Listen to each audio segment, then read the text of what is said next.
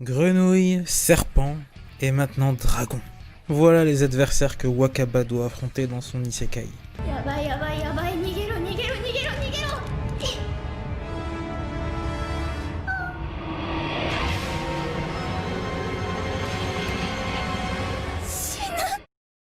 Salut, c'est Fat Black et aujourd'hui je vais vous parler du troisième épisode de So I'm a Spider So What.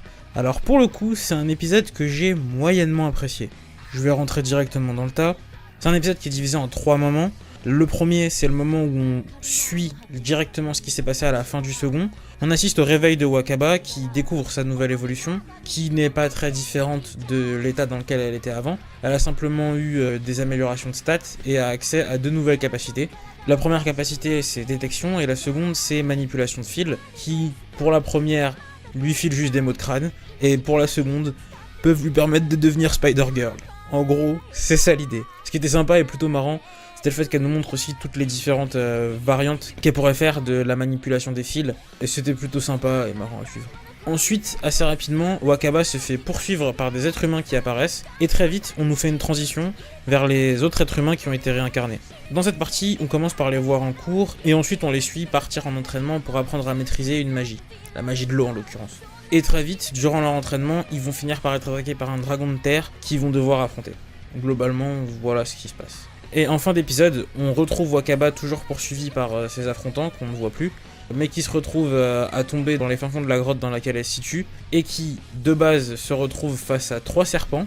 Pendant un moment, je me suis demandé si Wakaba allait pas avoir la même relation que Belle et les Minotaures, mais avec les serpents. Et au final, un dragon de terre se pointe, bouffe les serpents, et fin d'épisode sur Wakaba, qui se retrouve face à non pas un serpent, non pas deux serpents, non pas trois serpents, mais un dragon.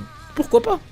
Pourquoi pas, hein. On a fait crescendo, on est parti sur une base de grenouille, ensuite sur une base de serpent, et maintenant sur dragon.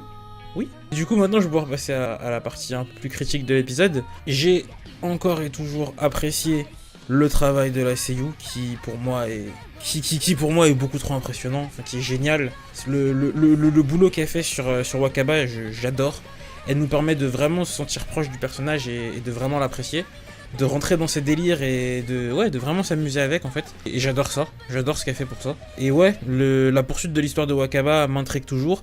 À la fin, je me demande quand elle se retrouve face au dragon de terre, comment elle fait. Honnêtement, à ce stade de l'histoire, je vois pas Wakaba être prête à gérer un dragon. Du coup, je vois que la suite comme option.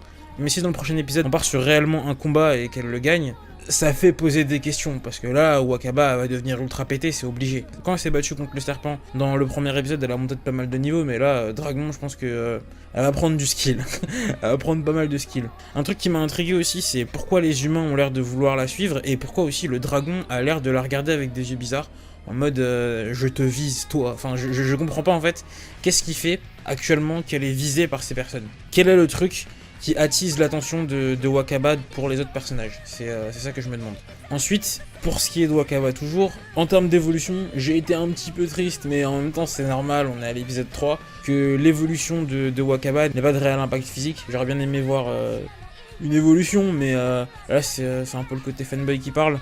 Mais c'est normal qu'à ce stade de l'animé, on n'ait pas une évolution marquée, ça va arriver dans le temps je pense, mais voilà. Et ce qui est cool, c'est que sa stat analyse, toujours, qui pour moi, comme je le disais dans le précédent épisode, est l'une de ses meilleures stats, a évolué et qu'elle ait la capacité de voir ses statuts. Ce qui est génial, lorsqu'on joue à un RPG, on sait que pouvoir voir ses statuts et pouvoir voir leur évolution, c'est kiffant. On voit dans l'animé que ça la motive également à améliorer ses stats et à chasser un peu plus de monstres avec sa nouvelle capacité manipulation des fils. Du coup, c'est vraiment kiffant. On a même le droit à une petite référence aussi, toujours dans les délires de Wakaba, on a une petite référence à Spidey. C'est sympa, une petite référence à Spider-Man, c'est toujours cool, on prend, on aime. C'était fun à voir. Et du coup, pour ce qui est de l'autre partie de l'épisode, celle où on était focus sur les élèves, je n'ai pas apprécié. Très franchement. En fait, le truc avec les élèves qui a voulu être fait, c'est un parallèle entre l'évolution de Wakaba et l'évolution des élèves. Montrer que pour eux, c'est aussi plus ou moins galère d'être dans le nouveau monde, on le voit, ils se tapent contre un dragon de terre. Dès l'arrivée du dragon, leur professeur crève. Et ouais, après, ils doivent s'y mettre à plusieurs pour le gérer. Le problème, c'est que ces gars-là, très sincèrement, dans l'animé, j'en ai rien à foutre. Et le truc, c'est que l'animé ne m'a pas donné quelque chose pour que j'en ai quelque chose à foutre d'eux.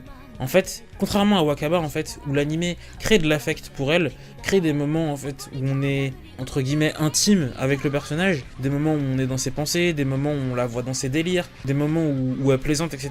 Ça crée de l'attachement, ça crée de l'intérêt pour le personnage, et du coup quand on la voit dans des moments de combat, on veut la voir gagner parce que c'est un petit peu une pote presque. Même si on en est qu'à l'épisode 3, il y a ce petit truc qui est créé, et c'est fortement, et j'insisterai toujours dessus, grâce au travail de la seiyuu qui fait super bien son taf. Et le truc, c'est qu'avec les héros humains qui sont réincarnés, on n'a pas ce truc là. Et encore pire, en fait, quand on a le parallèle avec Wakaba, on la voit galérer, on la voit souffrir pour réussir, pour juste survivre même. Et le truc, c'est que là, même si les personnages sont dans une situation où ils doivent survivre, bah en fait, à côté de ça, on les voit juste dans une vie super stylée où ils sont bien. Ils sont tranquilles en fait. Et c'est cool pour eux. Et du coup, personnellement, j'en ai rien à carrer. Honnêtement, quand je les vois, j'en ai rien à carrer et je trouve que la mise en scène n'est pas assez bonne sur ça. C'est qu'en fait, ok, le côté parallélisme, il était assez obvious. C'est, il se tape contre un dragon, fin d'épisode. Ah tiens, Wakaba, elle se tape contre un dragon. C'était même les deux mêmes modèles, dragon de terre. Et aussi, on a la fille qui est transformée en monstre, qui chope la même capacité que Wakaba, qui est croque congénère, je crois, quelque chose comme ça. Oui, ok, le parallèle, il est fait, d'accord. Le problème, c'est que même si le parallèle, il est fait, et c'est voulu, je pense aussi, quelque part de la part de l'anime, il n'y a pas le même engouement autour des personnages. Et j'ai franchement l'impression que ces personnages-là prennent un peu trop de place dans l'histoire, et je pense que ça va continuer comme ça. J'espère qu'au bout d'un moment, je vais développer de l'intérêt pour eux, mais actuellement, non. Actuellement, c'est juste des personnages que j'ai pas envie de suivre qui sont là. Alors que pour Wakaba, je suis complètement intéressé, je suis complètement hypé, j'ai de l'affect pour le personnage et je veux suivre sa survie.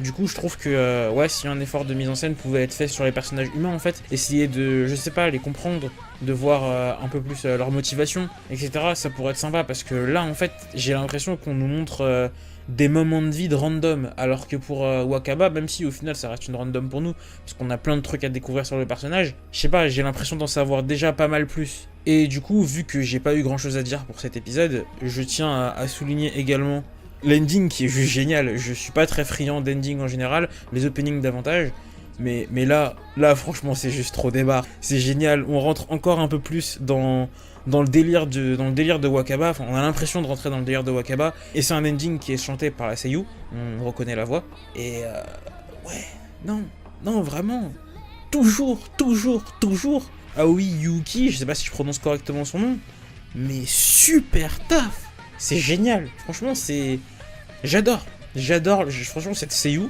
sur cet animé, impressionné, je kiffe son taf sur So I'm a Spider So What, vraiment génial. Et du coup, c'est tout pour moi pour cette review. Je vous dis likez si vous aimez, dislikez si vous aimez pas, abonnez-vous si vous voulez et partagez si vous le sentez, mais surtout commentez. Et comme je le disais la dernière fois, aidez cette araignée à tisser sa toile parmi les animés de la saison. Allez, salut les gens!